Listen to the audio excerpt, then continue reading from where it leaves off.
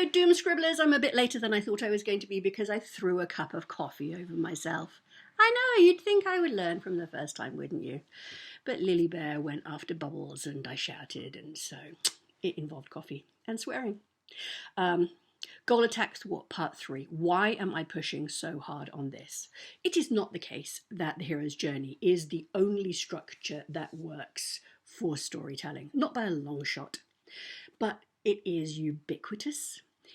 It is a form of storytelling that readers understand. They wouldn't know how to name it necessarily, but they understand that you are making a promise to them that the character is going to go through some kind of transformation. They're going to overcome themselves in some way that is almost impossible in real life. If you have ever tried to change a behavior, or you've ever foolishly tried to change somebody else's behavior, it's really, really hard because a lot of this stuff is hardwired, which is one of the reasons that the hero's journey is so satisfying, is that we get to see people change, and it gives us hope. It gives us hope that we can get over ourselves. We can live better lives. We can be the hero of our story. So we're going to do Goal Attack Goal Attack Thwart again. This time, we're going to use somebody's story from pages that came in this week. Terrific story. Really, really terrific story. There is an algae that is blooming across the world's waterways, starts out in the oceans, but then gets into fresh water and is killing everything off. And there is going to be no water left to drink. And so they've got a built-in ticking clock to their whole story. And they have got a wide range of characters, including one of the most freaking crazy families that you could possibly imagine. I mean, brutal people. And I'll get to talk about the profile of one of those characters in a bit. Their alpha antagonist is somebody who believes that nobody will stand with me, believes that he is supposed to go it alone, and that no one will step up and no one will stand up for him. And he, in the pages that we got for his second book, there are terrible things happening to him. There's a police blockade. There are people shooting at him. I really do need the notes that I put the coffee on because I wrote everything down. Hang on, let's see if we can read anything. We might be able to. I don't know. Right, yes.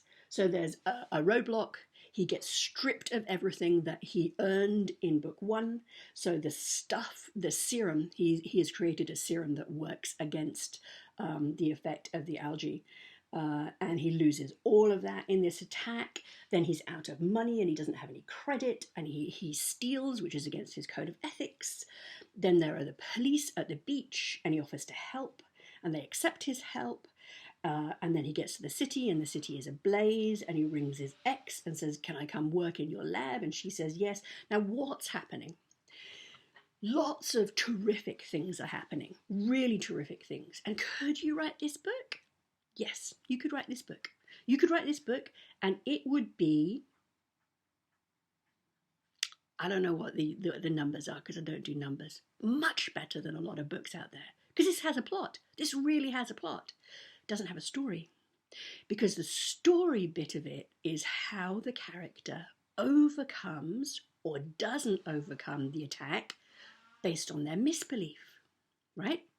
So the roadblock where he's attacked and stripped of everything is an attack from the outside, but at no point does he engage with "no one will stand with me." Doesn't touch it, doesn't come up. Similarly, when he's out of money and he steals, doesn't touch his misbelief. It's got nothing to do with his story. So lots of plot, but not story.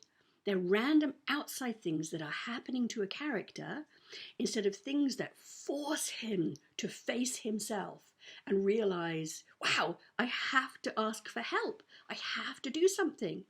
But there's terrific stuff in here, really terrific stuff. So he lost his job at the CDC. because he spoke out publicly against the senator who allowed bills to go through that basically made it possible for this algae to bloom. And he has this serum, which is based in, they did the science, they worked out what this serum is made of, and they've got terrific science backing this up. And he tries to go to the CDC in book 1 and say, hey, I've got this bullfrog serum, I was already working on it.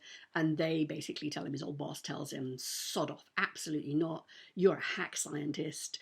Your science isn't even real. And so this boss has got a beef with him. And he throws him out into the cold. So then he decides to see if he can go find somewhere else where he can get them to produce his serum, because he's pretty sure it's going to work. And so all of the stuff that happens in the plotting of book 2, we don't need any of that.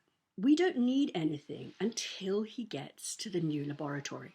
And that's when interesting stuff starts happening, because he asks his ex, he had an affair, of course he did, he had an affair with one of his supervisors, and it broke up her marriage. And he asks her for help, she's a scientist also, and she says yes. And that sounds good, right? That sounds like he asked for something and someone was on his side. But then, of course, we throw in a wrench, because her ex-husband, the one that was, I was going to use a really old-fashioned word then, the one who was cuckolded. So the ex-husband is there, who hates Sam, who is the main protagonist.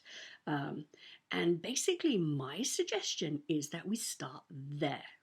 We start with it looking like he's getting over his misbelief. He's asked for help and he's gotten help, but then it all goes to hell because the ex-husband, Dan, is there. And Dan is also a scientist. And Dan believes your serum is pointless and stupid, and I've been talking to your ex-boss, and we already have something in development, and you should get on board. If you really want to help people, you should really get on board with what we're doing. This is my suggestion. So what you should do, I think, is for Sam to double down on his misbelief at that point. No one will stand with me. There is no one that I can get to work on my serum. I believe that their serum is flawed, but maybe I should get on board with them. If I get on board with them, I'm at least doing something. I'm at least somewhat, useful. Oh, English is my first language. And so then what turns out to be the case is that Vanessa, who is the scientist that he had a fling with, had a kid. And the kid is Sam's, not Dan's. And the kid falls into water. And I think what you should do is you should have Dan use his serum on the kid he thought was his son until Sam turned up, and you can clearly then see that it's not his son, and have that fail and have the son go into wild problems, and then have a ticking clock.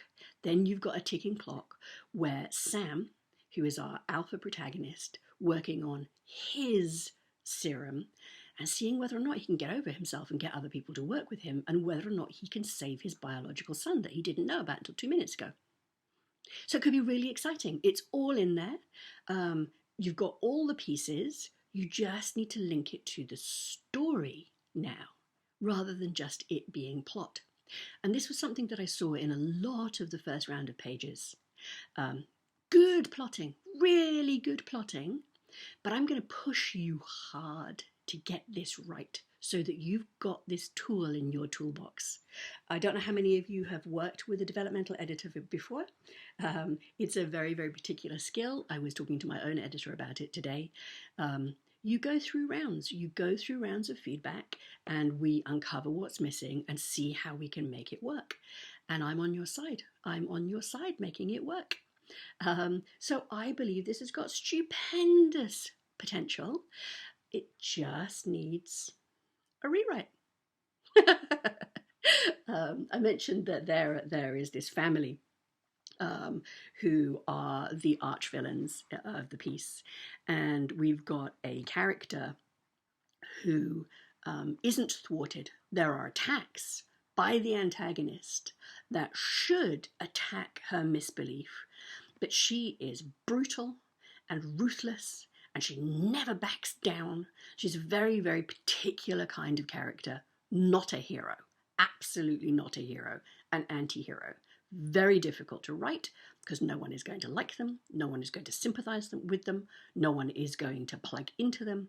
Everyone is going to be cheering for the moment when this character, this arrogant character, is taken down. So we're going to keep working on that because it can work. It's not what we were aiming for with the hero's journey, but in the pattern of everyone who's turning up in the books, this is certainly an alpha antagonist. So we'll do some more talking about that. But right, shoot me questions. Let's see. Oh, we're good. We're 10 minutes. Shoot me questions. Let me know what your thoughts are.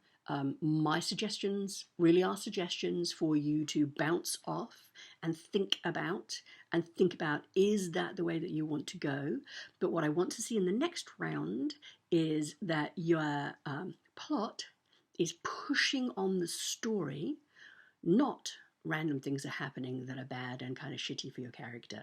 We want them to engage in the flaw or misbelief and see your character fail and fail and fail until they succeed, until they get over themselves and succeed. All right, shoot me questions.